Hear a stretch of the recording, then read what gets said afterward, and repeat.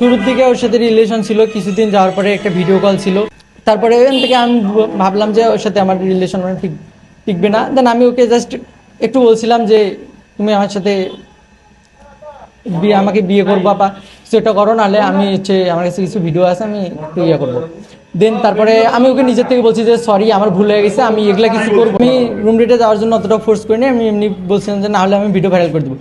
ওই যখন দেখলাম অন্য ছেলের সাথে রিলেশন করে, আমার টাইমও নষ্ট করতেছে, আমাকেও ঝুলে রাখছে, আরেকজনকেও ঝুলে রাখছে, তখন আমি বলছিলাম যে তুমি এগুলো করতেছো, আমি কিন্তু তাহলে আপুকে দিব ভিডিওগুলা, এভাবে বলছিলাম।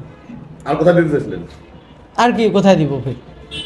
তারপরে বলছে তুমি যদি আমার সাথে কোনো রিলেশন না করো তোমার কলেজে এগুলা পাঠাই দিব। তারপরে বলছে যে তুমি কোথায় বাড়ি, তোমার কোথায় ঘর, সব ঠিকানা আমি খুঁজে বার করব। তারপরে বলছে তুমি যেখানে যেখানে থাকবা আমরা কখন কি করি না করি সব ভিডিও করে। আমার মেয়েকে বলছে তোকে পরীক্ষা দিতে দিব না, তুই মরে যা, আর নাইলে তুই বিষ খা, এমন করে বলছে। তোর যদি কিছু হয় আমি কিছুই এগুলা দায় দাবি হব না।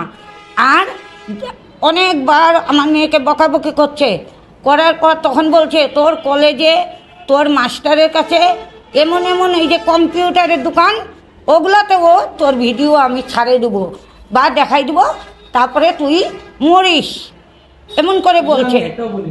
এই ভিডিওগুলো ভাইরাল করে দিবে। মানে ভিডিও বলতে কি, সে যদি ওই রুম ডেটে না যায়, রুম ডেটে যাইতে হবে। প্রথমত এই যে তারা রিলেশনে ছিল, এটা রিলেশনে হইতে হইতে সে মানে এমন গভীরে চলে গেছে, চলে যাওয়ার পরে এইটা ভিডিওটা ধারণ করার পরে সেইটা নিয়ে ব্ল্যাকমেল করার পরে বলছে কলেজে পেজে বা হচ্ছে মানে বিভিন্ন সোশ্যাল মিডিয়াতে সে ছাড়ে দিবে, এবং কি এটা বলছে যে হচ্ছে তুই মরে যা। এবং সে একটা ইয়ানা, সে দুইজন মিলেই গেম খেলতেছে। তখন সে এখানে আসছে, আসার পরে তাকে আমি চিনতে পারছি, চিনতে পারে তার হাত থেকে আমি আনসারের সাহায্য নিয়েছিলাম। আনসারটাকে ডাকছিলাম যে ভাই একটু সাহায্য করেন, তো উনি আর আসলো না।